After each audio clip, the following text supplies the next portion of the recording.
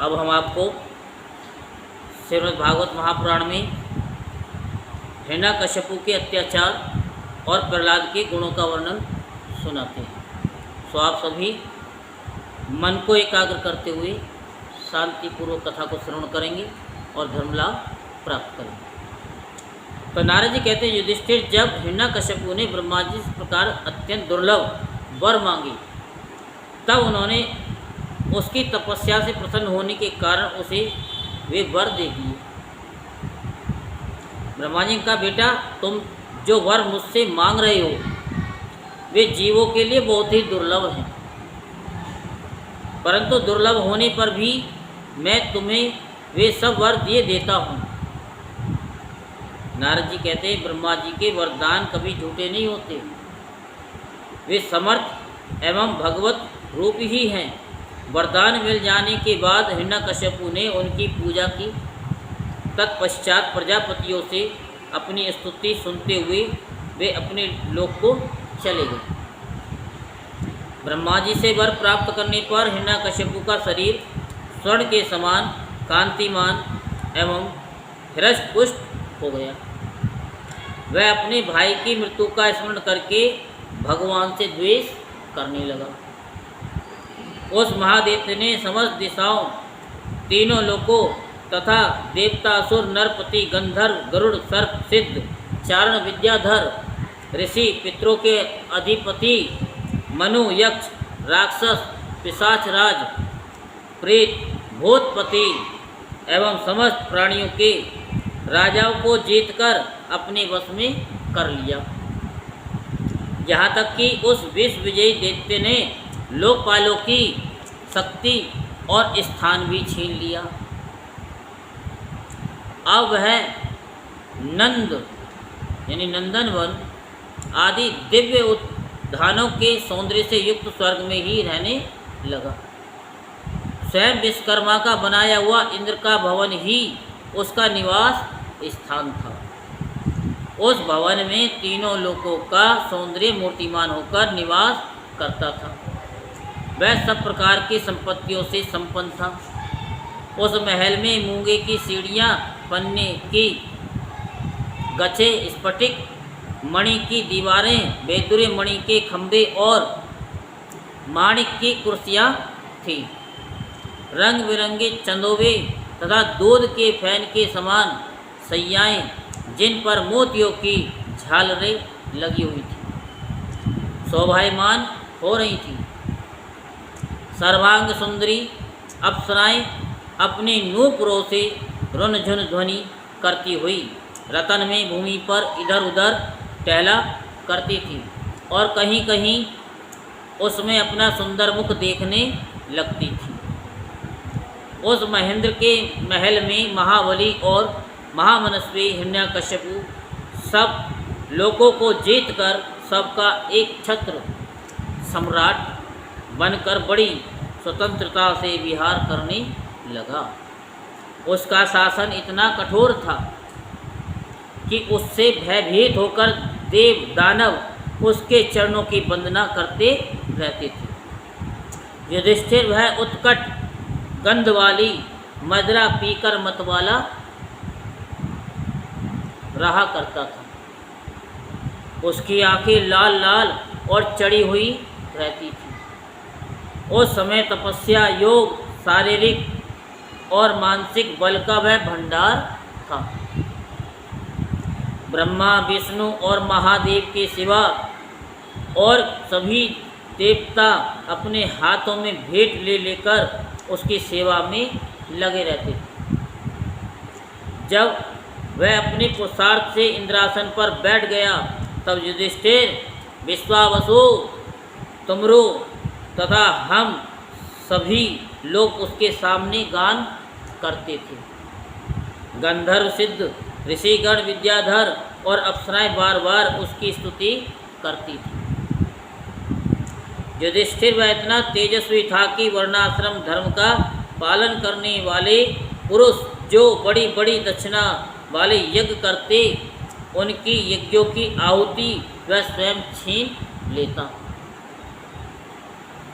पृथ्वी के सातों द्वीपों में उसका अखंड राज्य था।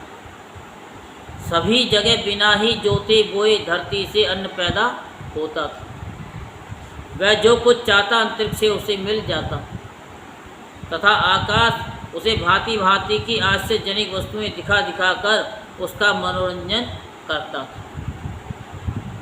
इसी प्रकार खारे पानी, सुरा, घृत, इक्षुरस, दधि, दूध और मीठे पानी के समुद्र भी अपनी पत्नी नदियों के साथ तरंगों के द्वारा उसके पास रतन राशि पहुंचाया करते थे।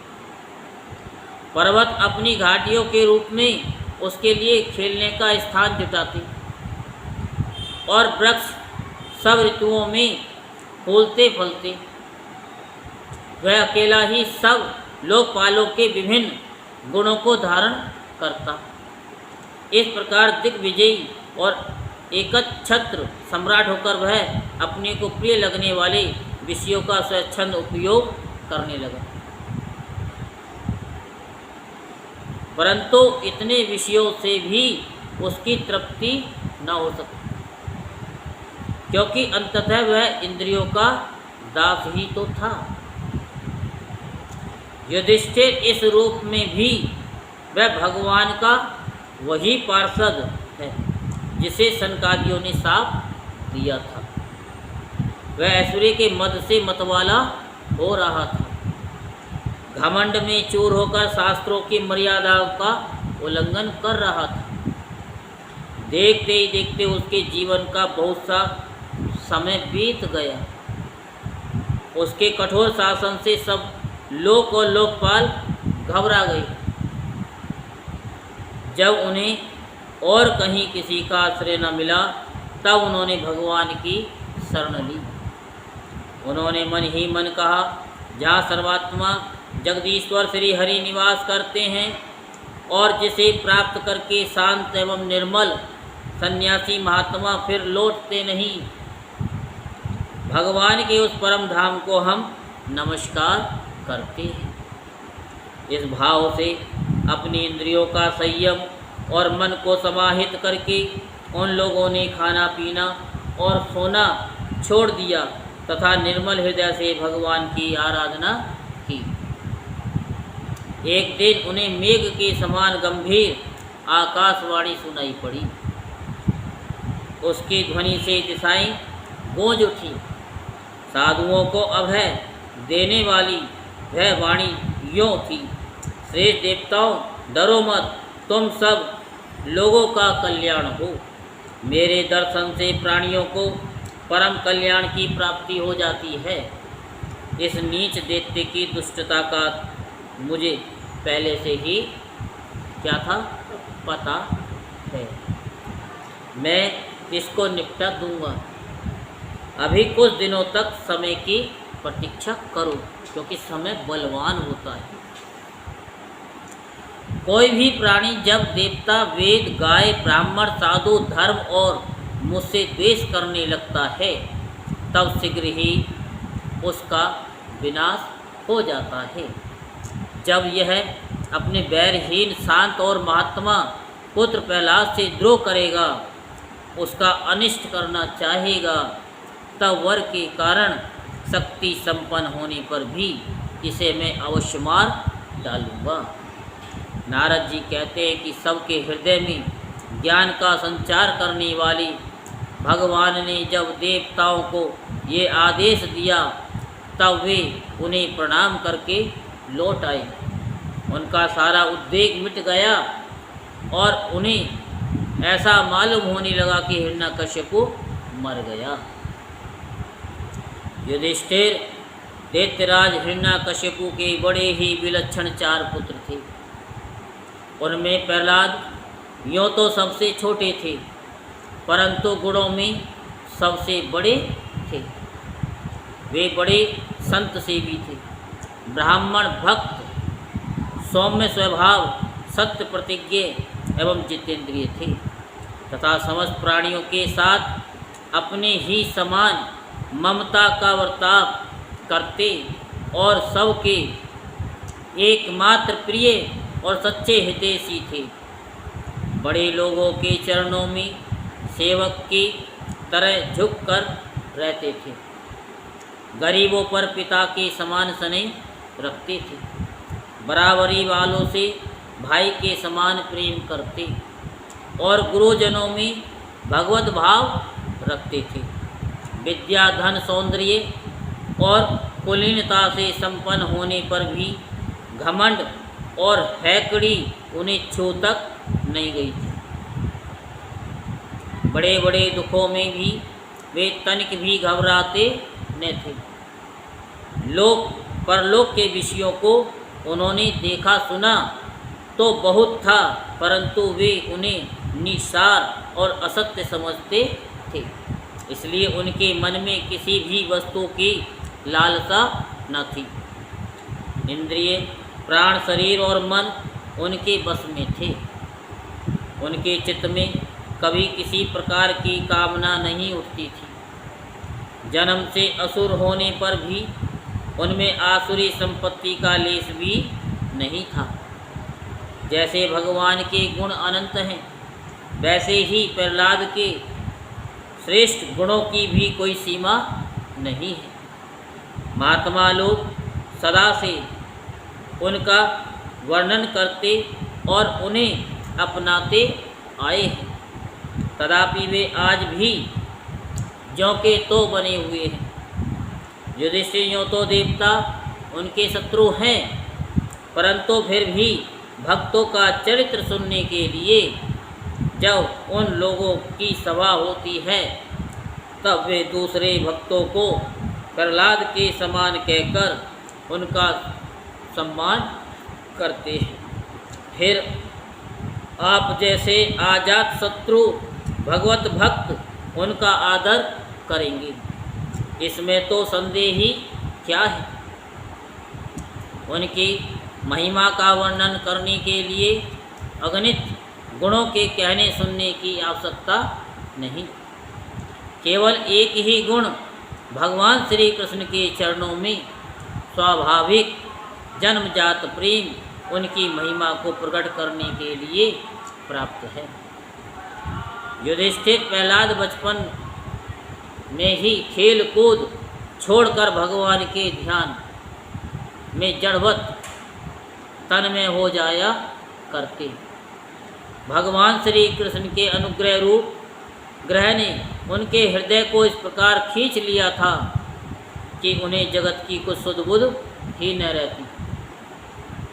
उन्हें ऐसा जान पड़ता कि भगवान मुझे अपनी गोद में लेकर आलिंगन कर रहे हैं। इसलिए उन्हें सोते बैठते, खाते पीते, चलते फिरते और बातचीत करते समय भी इन बातों का ध्यान बिल्कुल न रहता। कभी कभी भगवान मुझे छोड़कर चले गए, इस भावना से उनका हृदय इतना डूब जाता कि वे जोर जोर से रोने लगते। कभी मन ही मन उन्हें अपने सामने पाकर आनंद से छटाकर हंसने लगते। कभी उनके ध्यान के मधुर आनंद का अनुभव करके जोर से गाने लगे। वे कभी उत्सुक हो वे सुरा चिल्लाते पड़ते। कभी कभी लोक लज्जा का त्याग करके प्रेम में छककर नाचने भी लगते थे। कभी कभी उनकी लीला के चिंतन में इतने तल्लीन हो जाते कि उन्हें अपनी याद ही न रहती, उन्हीं का अनुकरण करने लगते। कभी भीतर ही भीतर भगवान का कोमल संस्पर्श अनुभव करके आनंद में मग्न हो जाते और चुपचाप शांत होकर बैठे रहते। उस समय उनका रोम रोम पुलकित हो उठता। अधखुले नेत्र अविचल प्रेम और आनंद के आंसुओं से भरे रहते। भगवान श्री कृष्ण के चरण कमलों की ये भक्ति अकिंचन भगवत प्रेमी महात्माओं के संग से ही प्राप्त होती है। इसके द्वारा वे स्वयं तो परमानंद में मग्न रहते ही थे। जिन विचारों का मन कुसंग के कारण अत्यंत दीनहीन हो रहा था, उन्हें भी बार बार शांति प्रदान करते थे। युधिष्ठिर प्रहलाद भगवान के परम प्रेमी भक्त, परम भाग्यवान और ऊंची कोटि के महात्मा थे। हिरण्यकश्यपु ऐसे साधु पुत्रों को भी अपराधी बतलाकर उनका अनिष्ट करने की चेष्टा करने लगा। युधिष्ठिर ने पूछा, नारद जी, आपका व्रत अखंड है। अब हम आपसे ये जानना चाहते हैं कि हिरण्यकश्यपु ने पिता होकर भी ऐसे शुद्ध हृदय महात्मा पुत्र से द्रोह क्यों किया? पिता तो स्वभाव से ही अपने पुत्रों से प्रेम करते हैं। यदि पुत्र कोई उल्टा काम करता है तो वे उसे शिक्षा देने के लिए ही डांटते हैं, शत्रु की तरह बैर विरोध तो नहीं करते। फिर प्रहलाद जी जैसे अनुकूल शुद्ध हृदय एवं गुरुजनों में भगवत भाव करने वाले पुत्रों से भला कोई द्वेष ही कैसे कर सकता है? नारद जी, आप सब कुछ जानते हैं। हमें ये जानकर बड़ा कौतूहल हो रहा है कि पिता ने द्वेष के कारण पुत्र को मार डालना चाहा। आप कृपा करके मेरा यह कौतूहल शांत कीजिए। इससे आगे की कथा हम कल आपको सुनाएंगे। सो बोलो वृंदावन बिहारी लाल की, बोलो बांके बिहारी लाल की। जय श्री राधे श्याम, जय जय श्री राधे श्याम, जय जय श्री राधे श्याम।